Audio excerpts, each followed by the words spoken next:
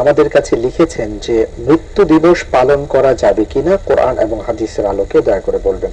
জি মুহতারাম। না, মৃত্যুর দিবস পালন করা যাবে না, কারণ যে মারা গিয়েছে তাকে প্রত্যেকটা মুহূর্তে দোয়া করতে হবে। আপনি কেবল বছরের একটা দিন টাঙ্গায়া দোয়া করবেন আর 364 দিন তাকে ভুলে থাকবেন, এর চেয়ে বড় নিমক হারামি আর কিছুই হতে পারে না, এর চেয়ে বড় বোকামি আর কিছুই হতে পারে না। কারণ যদি আপনি মৃত ব্যক্তিটাকে ভালোই বাসেন তাহলে প্রতি মুহূর্তে তার জন্য দোয়া করবেন। শরীয়ত শিখায়, ইসলাম শিখিয়েছে প্রতি মুহূর্তে। আর সে যদি মা বাবা হয় তাহলে প্রতি মুহূর্তে বলতে পারে